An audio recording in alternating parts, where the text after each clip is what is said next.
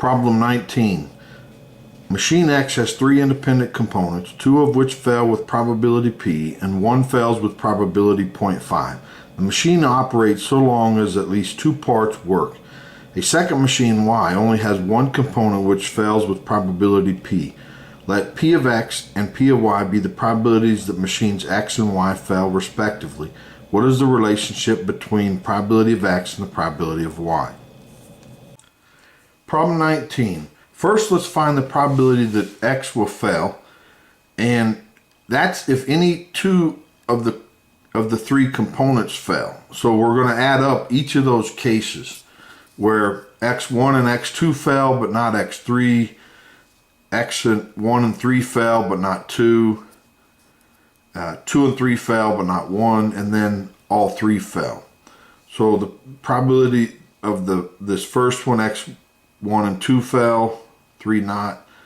This is X1 and X3 fail but not X2, X2 and 3 but not 1, and this is that all 3 fail. Then that can be simplified to just P. Well, that ends up being what the probability of Y failing is, so the answer is B.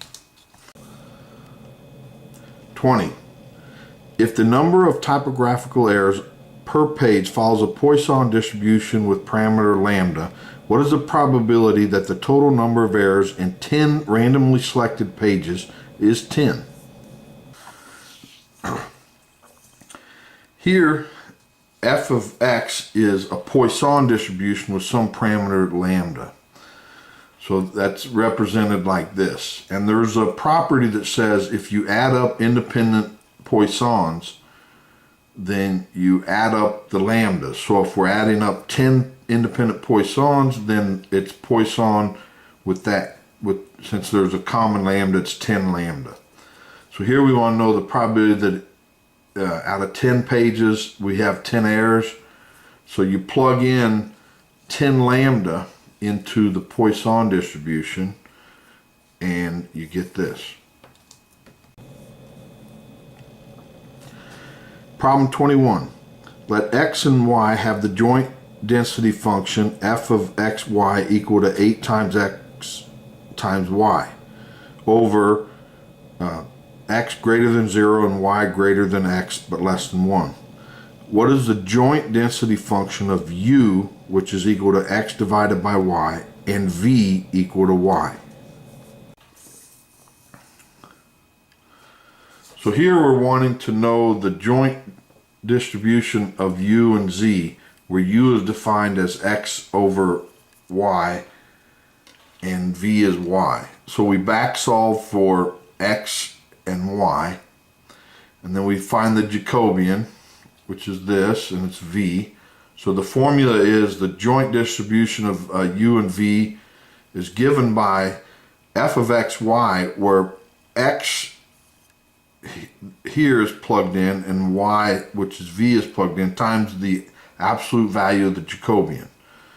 So we have 8 times, and then this is plugged in for x, this is y, and then times the Jacobian of v, so we get 8uv cubed.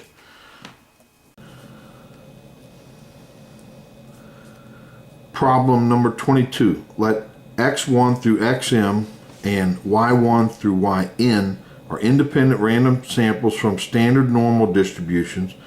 What is the distribution of z, which is given by that formula?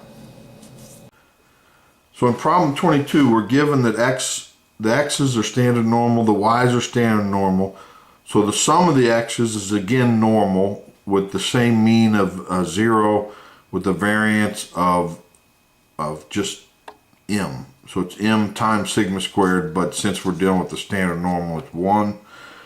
And then since each xi is a standard normal, if we square it, we're going to get a chi-square 1. So then if we sum each of those yi squareds, we get a chi-squared of n. So if we take since xi is normal, we subtract the mean and the standard deviation, but remember that's 1. This is a standard normal, And then we have a chi-squared, which is this piece, divided by its degrees of freedom, which is n, taking the square root. So this is a t distribution. Well, this simplifies to the expression of interest. So that's just a t with n degrees of freedom.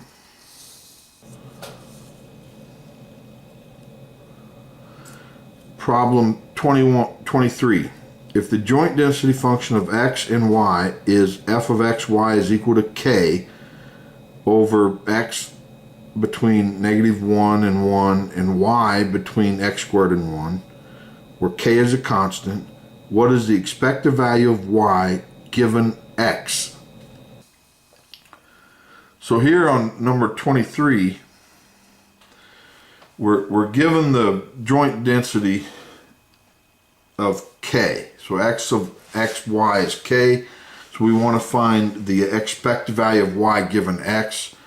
So we're going to solve this two different ways. First approach is, remember this is the region we're over, so we want to find f of x, so we integrate out y, and y goes from 1, or from x squared to 1 of our joint density. Integrate out y, we get k times 1 minus x squared. So then the joint density is this times the joint, or the conditional density is this times the joint, which gives us this. Now the expected value of y given x is overall, we put in the y into our conditional density, integrate over all possible values of y, we get this, 1 plus x squared over 2. Now a second approach to this is as follows. This is number 2.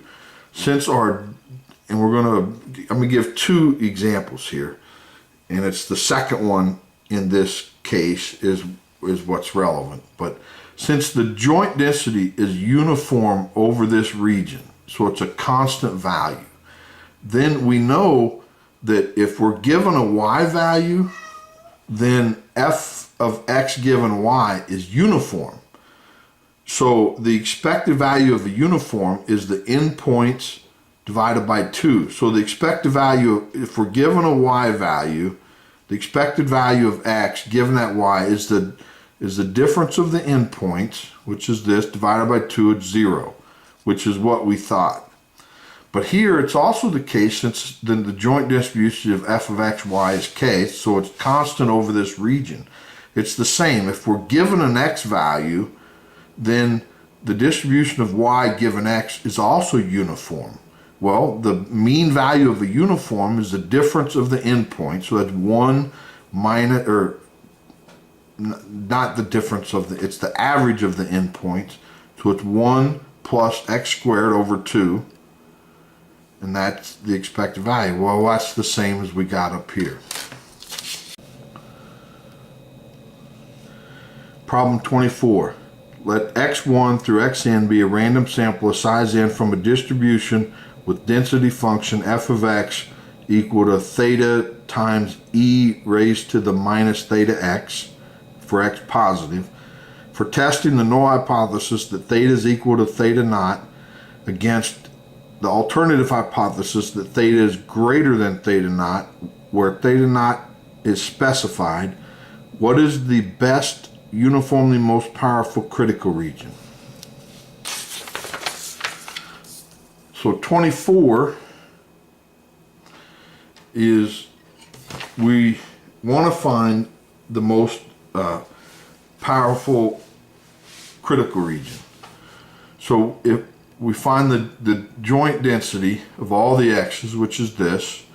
Now let's pick a value in the rejection region, or in the alternative region, I should say. So we're going to let that theta 1 be greater than theta naught.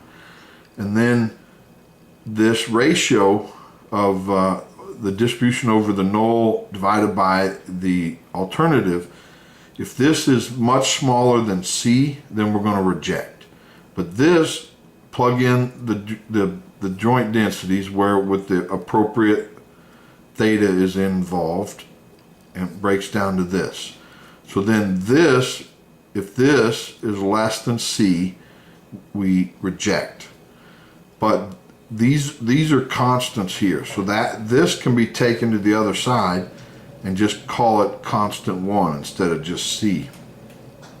And we can take the natural log of both sides, which implies that this piece has to be less than some other constant, C2, but this is a positive constant, so we said that theta 1 is greater than theta naught, so we take that to the other side.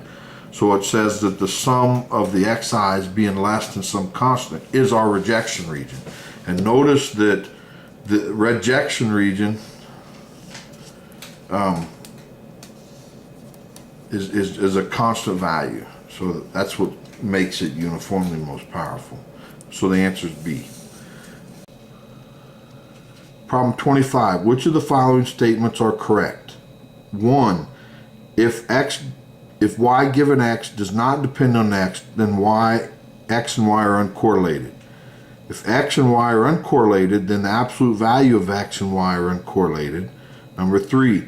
If x and y are uncorrelated and y and z are uncorrelated, then x and z are uncorrelated. Now 25, this is an interesting problem. We're going to go through a few notes before we look at the problem. Here, the expected value of y given x is does not depend on x. That's the first question. So let's look at this note here. The expected value of some constant is just that constant. That's a well-known fact. And so if we look at these two pieces here first, not this piece, this is a well-known result. The expected value of y given x is just the expected value of y. It's a pretty well-known result and straightforward to prove. But on condition 1, we said, hey, if this is a constant, we just get that back. And the piece in the problem says that this is a constant with respect to x. So we just get this piece back, which is this. And now the third point is, let's look at the expected value of xy. And by definition, that you plug in x and y and integrate over all possible values times the density.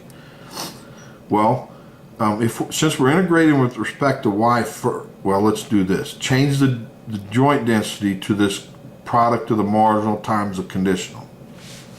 And since we're integrating with respect to y first, the x and the f of x can be taken out of the first integral sign, which is this piece. But this piece here is just the expected value of y given x. That's by definition. Well, in our problem it said this is free of x. So this is a constant and can be taken outside the integral sign, which is here. Well, the integral of x given f of x, that's just the expected value of x. So that's this piece. Well, now let's ask the question. Let's look at are x and y correlated? So let's look at the covariance, and that's equal to expected value of xy minus the expected value of x times expected value of y. Well, according to number 3, that is equal to this. And according to number 2, this piece is equal to this. Well, that equals 0. So number 1 is true. So 25 continued. We just gave some, if we give counterexamples, then we know that they're false. So in problem number 2, it says if x and y are uncorrelated, then the absolute value of x and y are uncorrelated. Well, here's a counterexample to show that it's false. So if we let the joint distribution be 1/3 over these 3 points, then it can be shown that they're uncorrelated. Now if we let w be the absolute value of x, then we can show that they are correlated. So number 2 is false. and I had to search for this answer because I didn't know. I knew it was false, but didn't have an example right away. And number 3, it says if X and Y are uncorrelated, Y and Z are uncorrelated, are X and Z uncorrelated. Well, that's clearly false. Let's let Z equal minus X. So we're given that X and Y are uncorrelated, and we know that since X and Y are uncorrelated, well, Y and Z are uncorrelated because that's just X. It's a function of X. But the covariance of X and Z is not 0, so they're correlated. So number 3 is false. Problem 26. Suppose that x1 through xn is a random sample of size n greater than or equal to 2 from a normal distribution with mean mu and variance sigma squared. What is the variance of s squared, which is equal to this expression? Number 10, we're asked to give the expected value of s squared. Okay, but before we do that, let's look at some results here. We know that in general, this expression here is chi-squared. And remember, this is a piece of the sample variance. So this is the formula for that. Well, the expected value of a chi-squared is its degrees of freedom. And the variance of a chi-squared is 2 times the degrees of freedom. So we know y is chi-squared. And now let's take it times a constant. And that is equal to s squared in the problem. So the expected value of s squared, which it doesn't ask for, is expected value of this, but those are constants, so bring them out front, and the expected value of y is n minus 1. Well, the variance of s squared is this. Well, this piece here are constants, so they can be taken out of the expression, but you have to square each one of them. And then the variance of y is 2 times n minus 1, so that's the answer.